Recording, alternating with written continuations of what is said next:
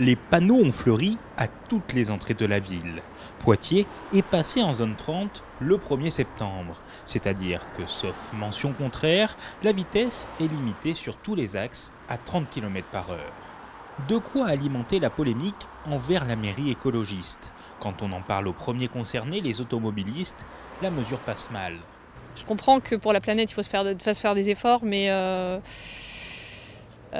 rouler à 30, ça me paraît difficile en ville. Voilà. La sécurité est importante, bien entendu, mais il y a des endroits où c'est vraiment très très difficile de tenir les 30 km/h. Mais sinon, 50, c'était bien. Je pense que c'est assez contraignant et que ça ne va pas favoriser le centre-ville de Poitiers. À mon avis, on va faire comme les 80 km/h. On va y revenir un jour à 50 parce que ça va être ingérable. Donc voilà, c'est juste pour embêter la population, j'en sais rien, peut-être, c'est mon idée en tout cas.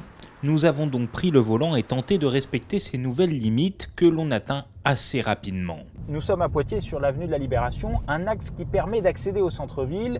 L'avenue est large et finalement c'est quand même un peu compliqué de maintenir les 30 km/h. Sans oublier les ralentissements que cela engendre, mais la mairie ne fera pas marche arrière. Elle se justifie derrière une qualité de ville, autrement dit, circuler en sécurité et partager l'espace public. Cette volonté de préférer les 30 km/h, depuis toujours, comme beaucoup d'autres villes, c'est un apaisement, c'est plus de sécurité pour tous ceux qui utilisent la route, la voie publique, et c'est une baisse de pollution sonore. Coïncidence ou pas, dans le même temps, la police municipale vient de s'équiper pour contrôler la vitesse. Depuis le 1er septembre, il n'y a pas eu de verbalisation, mais la phase pédagogique va s'arrêter d'ici la fin octobre. De quoi susciter certaines remarques sur les réseaux sociaux, notamment Info Radar 86, un site d'alerte de radar.